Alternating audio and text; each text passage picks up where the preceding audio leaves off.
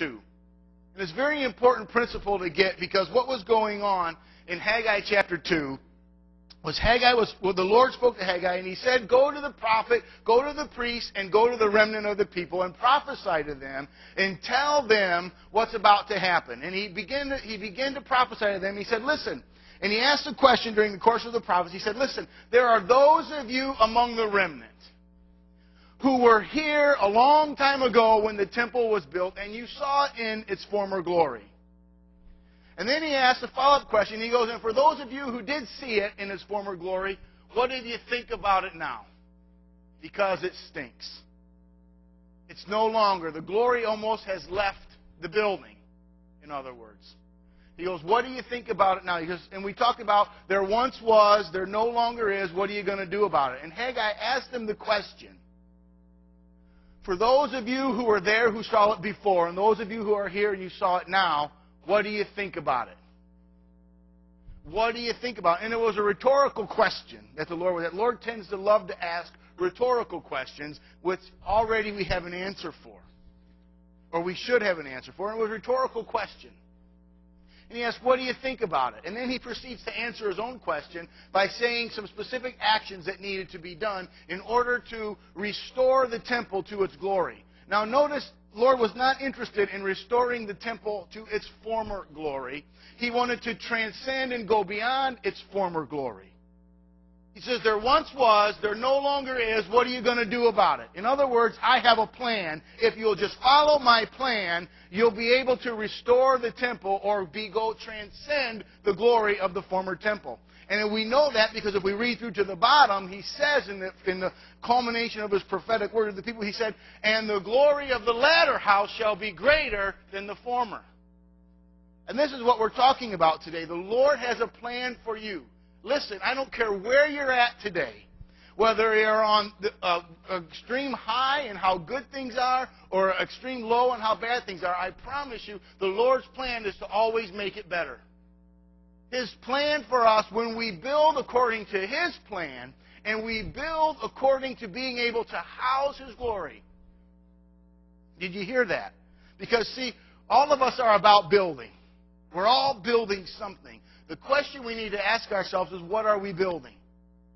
What are we building? Are you building something for you to dwell in? Are you building something that's going to be fruitful for you and for your people and for your children and your family and unto you? Are you spending your time and effort trying to create something and build something that's going to bring you provision and to bring you resources? Or are you building something that is intended to house the glory of God? Now, it doesn't matter what you're building. I'm not just talking about your life and your marriage and your relationship. I'm talking about the business that you're building. I'm talking about the children you're trying to bring up.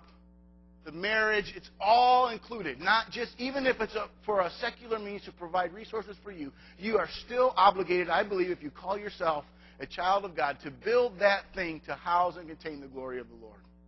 And when you build it that way, then the glory will precede that which was former. And the glory will transcend. And isn't that our goal? So this is kind of what we talked about last week. And in the Lord asking the question through the prophet Haggai, He gives us some specific strategies on how we are to build and what mindset we need to have. Now, notice that there's not a specific instructions like He gave Noah.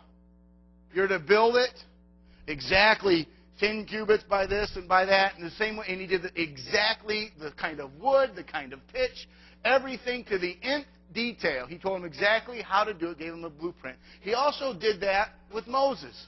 Moses got the instructions for the tabernacle, and he told him exactly the kind of wood, the exact dimensions, the exact how to make it, who's to make it, and all this, the explicit details. In this case, and then also just to follow up with that, when David gave the blueprints to Solomon, and Solomon built the first temple, it was laid out to the nth detail, exactly what to build. Now, when we're building today, we don't have those exact specific instructions. The Lord is interested in something different. He is now interested in your heart when you build.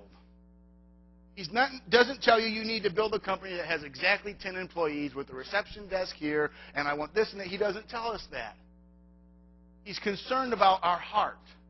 And when Lord asks the questions, what are you going to build? What are you going to do about it? Now that you've noticed and that you've seen, the temple that has been erected right now is in ruin. If you were there, you saw the goodness and the greatness of the Lord. If you want to see it again in a greater way, you're going to have to be willing to work. And he goes through a list, and he says specifically, and I'll give the commands. If you want the details, it's Haggai chapter 2, and we went over it last week. But the first thing he says to the remnant of the people there, to the prophet and the priest, he said, the first thing you need to do is be strong.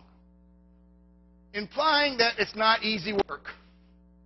He says, be strong. And the word strong there is hazak. It's the same word used for strong. If you remember when David returned to Ziklag, and he was coming back from a raid, and he found all of his women and wives and children were kidnapped.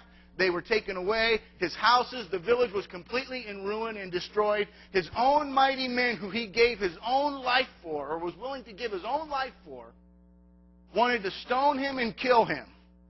Everybody was against him. And David withdrew himself, and it says that he encouraged himself in the Lord. That word encourage is hazak, and it means to make strong yourself. The prophet is saying to the people, be strong. Listen, there is a resoluteness of mind and a resoluteness of heart that is required to build the house of the Lord. It will not be easy. It will not be unassailed. The enemy has determined in his heart to destroy what it is that you're trying to build. That is his mission in this life, to destroy what you have tried to build. Whether it's your marriage, your relationships with your family, your business endeavors, your educational endeavors, whatever it is that you have put your mind to do and your heart to do, the enemy has purposed to destroy it. So the first words of the Lord are, be strong. Be strong. Be encouraged. In other words, when the enemy comes against you, encourage yourself. Make yourself be joyful. It's exactly what it means. Make yourself be merry of heart. And then he goes on and he says, next thing he asks them is, are you willing to work? Because it's not just enough to have good, positive self-talk about what you want to do. It's not just enough to say, I'm going to do it, I'm going to make it, I'm going to overcome, and all the positive things that we reinforce in our hearts and reinforce in our minds. That's not enough. We have to be willing to work. And this is where I think most of us, the weakest link in the chain is. This is where we fall apart, in the willingness to work. And we have not truly considered the cost.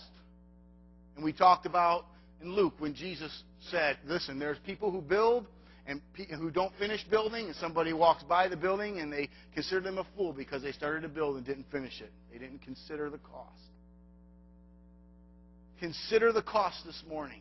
As we embark on a brand new year, on a brand new decade, consider the cost